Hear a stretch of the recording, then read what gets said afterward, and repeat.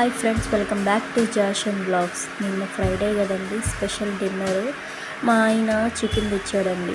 Chicken ఇప్పుడు ఆయన ఏం చేయాలబ్బా ఆలోచిస్తుంటే ఈజీగా అయిపోవాలి అండ్ టేస్టీగా ఉండాలి. సో ఆలోచిస్తే చికెన్ పులావ్ ఈజీ కదా అని చెప్పి కుక్కర్లో 5 minutesలో అయిపోతుందండి. టేస్ట్ మాత్రం సూపర్ ఉంటుందండి, ఒకసారి ట్రై చేయండి. నేను ఇది కుక్కర్లో చేస్తున్నానండి. కుక్కర్లో అయితే చాలా ఈజీగా అయిపోతుంది. మన కుక్కర్లో ఆయిల్ వేసుకొని బిర్యానీ మసాలా వేసేసుకున్న తర్వాత కొంచెం వేగాక మన ఆనియన్స్ చూడండి. ఆనియన్స్ కొంచెం బ్రౌన్ కలర్ వచ్చిన తర్వాత కొంచెం తొందరగా వేగాలంటే ఉప్పు వేసుకోండి, తొందరగా వేగిపోతాయి. మన టమాటా కూడా చూడండి, వేసుకున్న తర్వాత ఒక 4 చిన్నవి 4 టమాటాలు వేసానండి. వేసిన తర్వాత అది బాగా ఫ్రై అయిన తర్వాత మనం చికెన్ మ్యాగ్నేట్ చేసి పెట్టుకున్న చికెన్ వేసేసేయాలి. మ్యాగ్నేట్ అంటే ఏం లేదండి, మనకు తెలిసిన మసాలాలే కదా. ఉప్పు, కారం, ధనియాల పొడి and chicken masala, garam masala and పెరుగు, పచ్చిమిర్చి, పుదీనా, కొత్తిమీర, నిమ్మకాయ అంటే వేసుకుని ఆల్రెడీ పెరుగు వేసాం కాబట్టి నిమ్మకాయ ఏం అవసరం లేదు.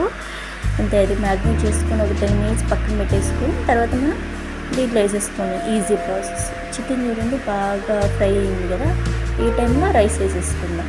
రైస్ నేను 2 గ్లాస్ ఆఫ్ రైస్ తీసుకున్నానండి.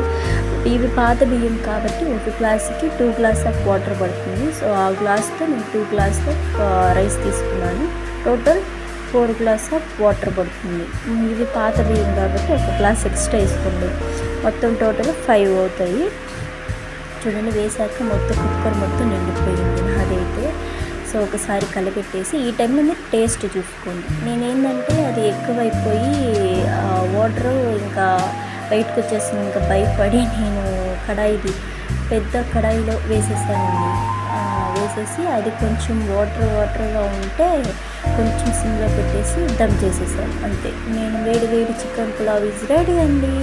నా ఛానల్ ఎవరైనా కొత్తగా చూస్తున్నట్లే సబ్స్క్రైబ్ చేసుకోండి, లైక్ చేయండి, షేర్ చేయండి. నెక్స్ట్ ఏ కుకింగ్ వీడియోస్ కావాలో నాకు కామెంట్ చేయండి, అవి చేసి మీకు నేను చేసి చూపిస్తాను. అండ్ కామెంట్ మాత్రం చేయకుండా మర్చిపోకండి, లైక్ చేయండి నచ్చితే వీడియో. అండ్ తిరిగి రేపు కలుద్దాం. Bye friends.